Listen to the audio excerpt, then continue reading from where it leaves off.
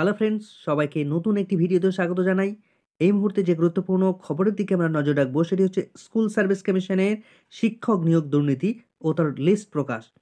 কোন স্তরে কতজন শিক্ষক নিয়োগ দুর্নীতি হয়েছে, কতজন দুর্নীতি করে চাকরি পেয়েছে তা আমরা জেনে নেব এই ভিডিওর মাধ্যমেই। নবম দশমে কতজন দুর্নীতি করে চাকরি পেয়েছে তা আমরা জেনে নেব। একাদশ দ্বাদশে কতজন দুর্নীতি করে চাকরি পেয়েছে, গ্রুপ ডিতে কতজন দুর্নীতি করে চাকরি পেয়েছে, এমনকি ক্লার্কেরে কারা কারা দুর্নীতি করে চাকরি পেয়েছে তার লিস্ট আমরা দেখে নেব এই ভিডিওর মাধ্যমে। এবং কতজনের র্যাঙ্ক জাম্প করে চাকরি হয়েছে, ওএমআর দুর্নীতি করে কারা কারা চাকরি পেয়েছে এবং কতজনের নাম্বার মিসম্যাচ হয়েছে তবুও যারা চাকরি পেয়েছে, সমস্ত বিস্তারিত আমরা জেনে নেব এই ভিডিওর মাধ্যমে। তো ভিডিওটি শুরু করার আগে বলে রাখবো বন্ধুরা, যারা চ্যানেলটিতে নতুন আছেন অবশ্যই একটু সাবস্ক্রাইব করে রাখবেন এবং অবশ্যই একটু ভিডিওটি ভালো লাগলে অবশ্যই একটু লাইক করে যাবেন। তো চলুন ভিডিওটি শুরু করা যাক। যে রিপোর্টটি আমরা দেখতে পাচ্ছি, the West Bengal central school service commission Acharya Sadan অর্থাৎ স্কুল সার্ভিস কমিশনের তার লেটার হেডে এই রিপোর্টটি প্রকাশ হয়েছে। সেটা আমরা কখন কাদেরকে প্রকাশ করেছে এই লিস্টে, এই রিপোর্টটি কাদেরকে দেওয়া হয়েছে, তো যেটা দেখা যাচ্ছে যে report in connection with first SLST 2016 সালে যে রিক্রুটমেন্ট প্রক্রিয়া সম্পন্ন করেছিল স্কুল সার্ভিস কমিশন, তার সঙ্গে কানেক্টেড বা তার রিলেটেড এই বিষয়টি, এই রিপোর্টটি স্কুল সার্ভিস কমিশন তারা নিজেরাই তৈরি করেছে। কোন লেভেলের জন্য? 9, 10 এবং 11, 12, তার পাশাপাশি third RLST regional level selection test, অর্থাৎ এখানে ক্লার্ক এবং গ্রুপ ডি যেটা রিজিয়ন বেস নিয়োগ হয়েছিল 2016 সালে, prepare in compliance with order dated 18/12/2023। 18ই ডিসেম্বর কলকাতা হাইকোর্ট একটা নির্দেশ দিয়েছিল যে কোন স্তরে কত শিক্ষক নিয়োগ দুর্নীতি হয়েছে বা বিস্তারিত কি কি ঘাটতি রয়েছে বা কি কি করপশন ছিল, সেই সমস্ত বিষয়গুলো কলকাতা হাইকোর্ট জানাতে বলেছিল। সেই অনুযায়ী স্কুল সার্ভিস কমিশন একটা রিপোর্ট তৈরি করে এবং তারা যে বিষয়গুলো দেখেছে, যে সমস্ত বিষয়গুলোতে ঘাটতি রয়েছে, সেই সমস্ত বিষয়গুলো তারা একটা রিপোর্ট আকারে তারা একটা লিস্ট তৈরি করে এবং সেটা কলকাতা হাইকোর্টে সাবমিট করে। তো আমরা দেখে নেব সেই কোন কোন বিষয়ের ক্ষেত্রে কি কি ইস্যু রয়েছে বা প্রবলেম রয়েছে বা কি কি দুর্নীতি হয়েছে। তো প্রথমে যেটা দেখতে পাচ্ছি আমরা, র্যাঙ্ক জাম্পিং ইস্যু। প্রথমে র্যাঙ্ক জাম্প করে চাকরি হয়েছে। এর আগের একটা ভিডিওতে কারা কারা র্যাঙ্ক জাম্প করে চাকরি পেয়েছে তাদের নাম এবং ডিটেলস একটা ভিডিও আমি অলরেডি করেছিলাম, সেটা যদি না দেখে থাকেন অবশ্যই একটু দেখে নিতে পারেন সেই ভিডিওটির মধ্য দিয়ে। তো ক্লাস 9, 10 র্যাঙ্ক জাম্প করে যারা চাকরি পেয়েছে, যেটা দেখা যাচ্ছে নাম্বার আইডেন্টিফাইড, যাদের যাদের নাম্বার আইডেন্টিফাই করা হচ্ছে, কত নম্বর? 183 জন যারা র্যাঙ্ক জাম্প করে চাকরি পেয়েছে। অ্যাকশন টেকেন, কতজনের বিরুদ্ধে অ্যাকশন নেওয়া হয়েছে? 122 জনকে রিমুভ করা হয়েছে। 122 জনকে চাকরি থেকে রিমুভ করা হয়েছে এবং রিমেইনিং এখনো পর্যন্ত বাকি আছে 61 জনের, এখনো বাকি আছে 61 জনের বিরুদ্ধে তারা অ্যাকশন নেবে। এর সঙ্গে রিমার্কসে কি লেখা আছে? All identified rank jumping case আর পোস্ট এক্সপায়ার দ্য প্যানেল, অর্থাৎ যেটা জানা যাচ্ছে যে প্যানেল এক্সপায়ার হয়ে যাওয়ার পরে এই সমস্ত পোস্টগুলোতে শিক্ষক নিয়োগ করা হয়েছিল নবম দশমে। দেখা গেল শুধু নবম দশমে র্যাঙ্ক জাম্প করে যারা চাকরি হয়েছে। এরপর আমরা দেখে নেব ওএমআর শিটের যারা ফাঁকা ওএমআর শিট জমা করে চাকরি পেয়েছিল, সেই সমস্ত ব্যাপারগুলো আমরা দেখে নেব। তো র্যাঙ্ক জাম্প করে নবম দশমের পর এখন একাদশ দ্বাদশে 11, 12 কাদের কাদের চাকরি হয়েছে, নাম্বার অফ আইডেন্টিফাই, কতজনকে আইডেন্টিফাই করেছে স্কুল সার্ভিস কমিশন? টোটাল 39 জন ক্যান্ডিডেটকে তারা আইডেন্টিফাই করেছে school service commission. Action taken, এখনো পর্যন্ত কাউকে রিমুভ করেনি স্কুল সার্ভিস কমিশন, এখনো রিমুভ করতে তাদেরকে বাকি রয়েছে। তো রিমেইনিং 39, 39 জনের ক্যান্ডিডেটকে এখনও তারা অ্যাকশন নিতে বাকি আছে। 39 জনের বিরুদ্ধে তারা কিন্তু অ্যাকশন নেবে।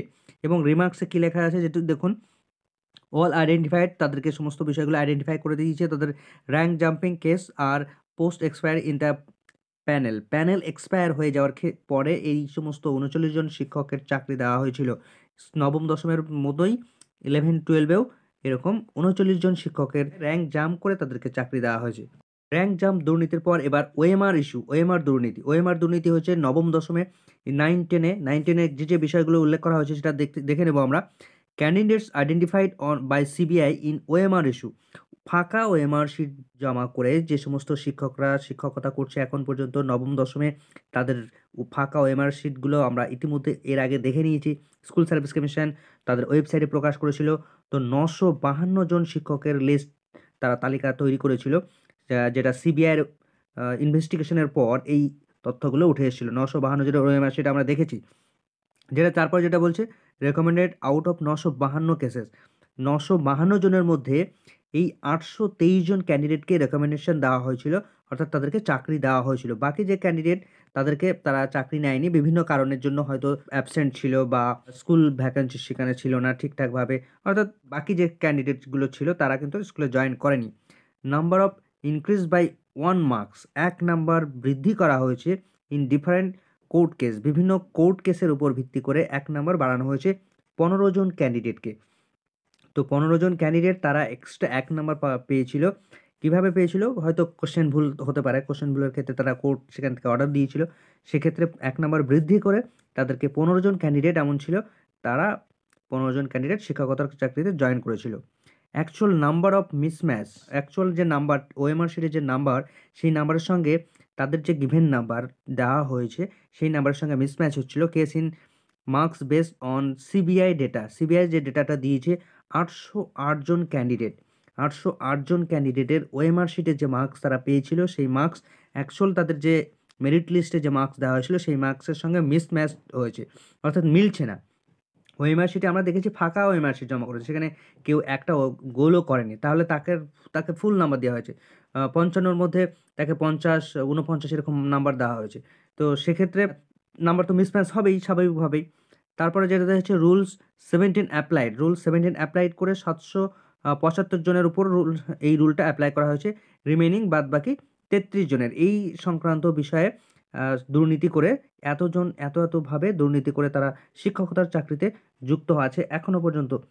এবার আমরা দেখে নেব 11-12 ওএমআর জালিয়াতি কতটা কি করা হয়েছিল। একাদশ দ্বাদশে ওএমআর শিটে জালিয়াতি করে যারা চাকরি পেয়েছে। 11-12 আমরা দেখতে পাচ্ছি candidates identified by CBI investigation করে এই ক্যান্ডিডেটদেরকে ওএমআর প্রবলেম ছিল, ফাঁকা ওএমআর শিট জমা করে তারা চাকরি পেয়েছে কতজন?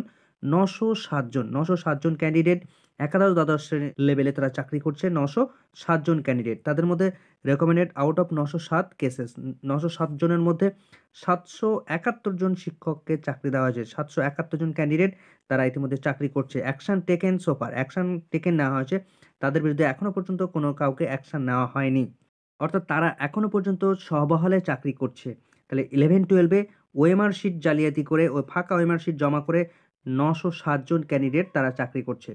এবার ফাঁকা ওএমআর শিট জমা করে গ্রুপ সিতে যারা চাকরি করছে, গ্রুপ সিটা আমরা দেখে নেব, অর্থাৎ গ্রুপ সি অর্থাৎ ক্লার্কের চাকরির ক্ষেত্রে আমরা যেটা দেখছি যে তারা ফাঁকা ওএমআর শিট জমা করে চাকরি পেয়েছে। কি বলা হচ্ছে যে ক্যান্ডিডেটস আইডেন্টিফাইড বাই সিবিআই এই সমস্ত ক্যান্ডিডেটদেরকে আইডেন্টিফাই করেছে ফর ওএমআর ইস্যু, এই ওএমআর ইস্যুর জন্য, অর্থাৎ ফাঁকা ওএমআর শিট জমা করেছে কতজন?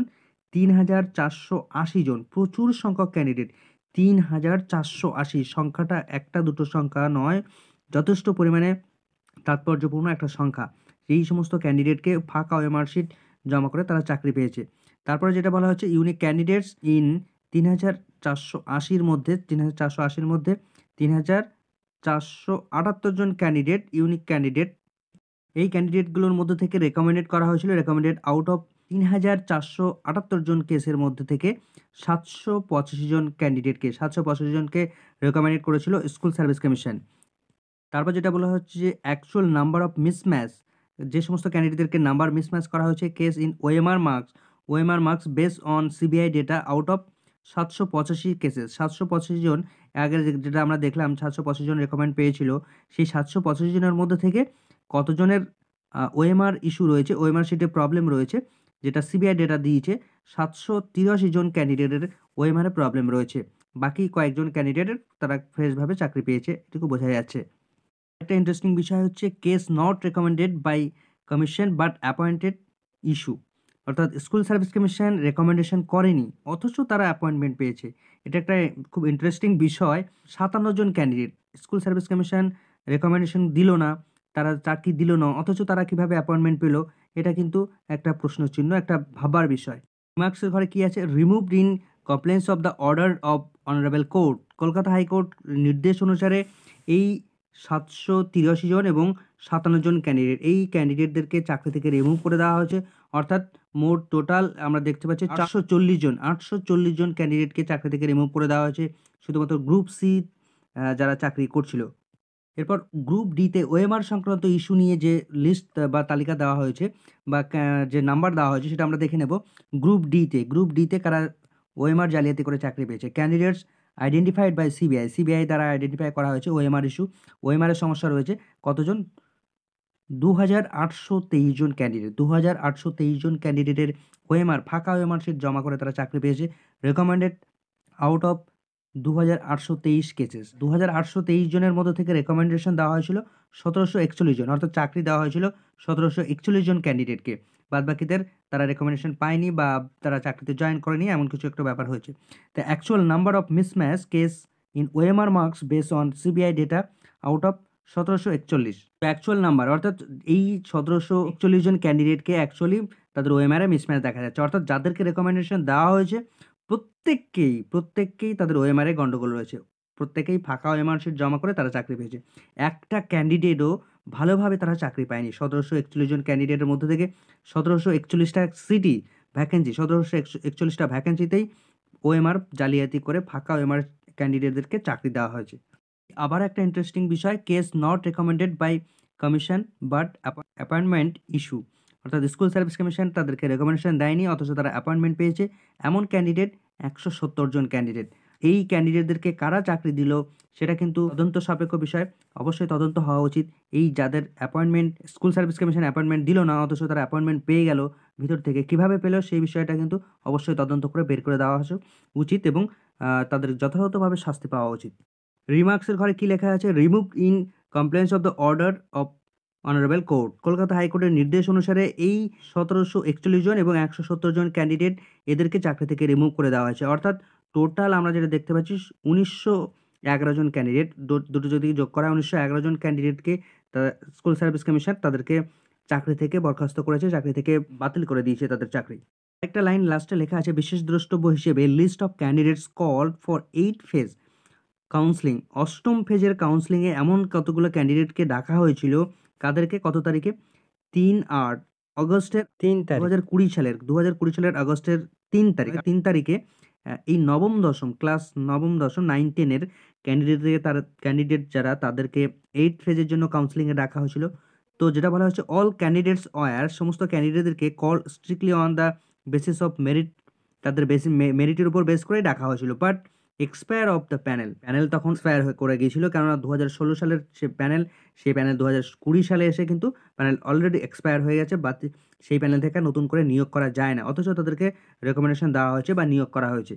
এত ক্যান্ডিডেট যারা দুর্নীতি করে চাকরি পেয়েছে, অথচ ওয়েটিং লিস্টে বহু ক্যান্ডিডেট পড়ে আছে, রাস্তায় দীর্ঘদিন ধরে দিনের পর দিন আন্দোলন করে যাচ্ছে, যারা লিস্টে নাম থাকা সত্ত্বেও তারা এখনো পর্যন্ত চাকরি পায়নি। তাহলে এই সমস্ত ক্যান্ডিডেটদেরকে যদি দুর্নীতি করে ওই ফাঁকা ওএমআর যদি চাকরি দেওয়া না হতো, তাহলে কিন্তু যারা তাদের রাস্তায় বসে আছে তাদেরকে রাস্তায় বসতে থাকতে হতো না।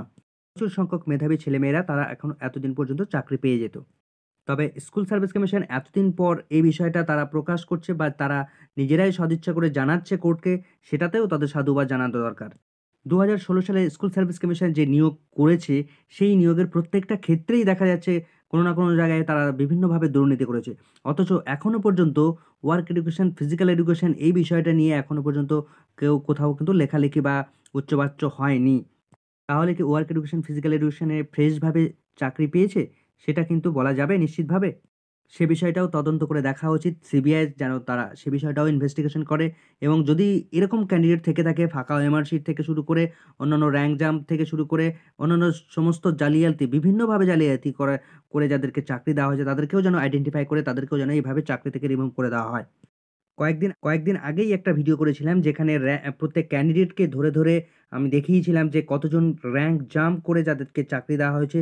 তো র‍্যাংক জাম্প করে যারা চাকরি পেয়েছে তারা মূলত এই যে বিভিন্ন ধরনের ক্যান্ডিডেটরা যারা রাস্তায় বসে আন্দোলন করছিল, যারা নেতৃত্ব দিচ্ছিল, নেতৃত্বাধীন যে সমস্ত ক্যান্ডিডেটরা ছিল, তাদেরকে বিভিন্ন সময় মিটিং মিছিলে নেতৃত্ব দেওয়ার ক্যান্ডিডেটরা তারা উপর লেভেলের নেতা মন্ত্রীদের সঙ্গে তারা বিভিন্ন সময় কথাবার্তা বলেছে এবং তাদের ভিতরে তাদেরকে অ্যাপয়েন্টমেন্ট দিয়ে দেওয়া হয়েছে। অর্থাৎ তারা ভিতরে তারা অ্যাপয়েন্টমেন্ট রেকমেন্ডেশন নিয়ে তারা কিন্তু বিভিন্ন স্কুলে তারা জয়েন করে গেছে। তো সেই সমস্ত ক্যান্ডিডেটদেরকে র‍্যাংক জাম্প করে যারা চাকরি পেয়েছে তাদের লিস্ট কিন্তু প্রকাশ করে দিয়েছে স্কুল সার্ভিস কমিশন। তো যাই হোক, এই সমস্ত ফাঁকা ওএমআর শিট দুর্নীতিগ্রস্ত করে যারা চাকরি পেয়েছে, সেই সমস্ত ভ্যাকেন্সি যেগুলো তাদেরকে চাকরি থেকে রিমুভ করে দিয়ে যে ভ্যাকেন্সিগুলো ক্রিয়েট হবে, সেই সমস্ত ভ্যাকেন্সিগুলোতে রাস্তায় আন্দোলন করা ক্যান্ডিডেটদেরকে কিছুটা অংশ তাদেরকে চাকরি দিয়ে দেওয়া উচিত। দিয়ে দেওয়ার পর যে ভ্যাকেন্সিগুলো বাকি পড়ে থাকবে বা নতুন যে ভ্যাকেন্সিগুলো ক্রিয়েট করা হবে, সেই সমস্ত ভ্যাকেন্সি নিয়ে স্কুল সার্ভিস কমিশনের ইমিডিয়েট দরকার যে একটা নতুন বিজ্ঞপ্তি দেওয়া। অবশ্যই দীর্ঘদিন ধরে কোনো রকম নিয়োগ প্রক্রিয়া করতে পারছে না স্কুল সার্ভিস কমিশন। নতুন একটা বিজ্ঞপ্তি ইতিমধ্যে দেওয়া দরকার। কেননা বহু ক্যান্ডিডেট তারা বিএড ক্যান্ডিডেট তারা বহুদিন ধরে একটা পরীক্ষাও দিতে পারেনি। 2016 সালের পর যারা বিএড করেছে তারা কিন্তু এখনো পর্যন্ত একটা পরীক্ষাও দিতে দেওয়ার সুযোগ পায়নি। তারা যে চাকরি পাবে কি পাবে না সেখানটা তো পরে। কিন্তু একটা সুযোগ তো তাদের দেওয়া উচিত ছিল। তো সেরকম এখনো পর্যন্ত সুযোগ আসেনি। তো সেই সুযোগটা আসুক এই প্রত্যাশা রেখে আজকের ভিডিওটা এখানে শেষ করছি। ভিডিওটি ভালো লাগলে অবশ্যই একটু লাইক, কমেন্ট, শেয়ার করবেন। চ্যানেলটিতে নতুন হলে অবশ্যই একটু সাবস্ক্রাইব করে রাখার অনুরোধ রইল। সকলকে ধন্যবাদ।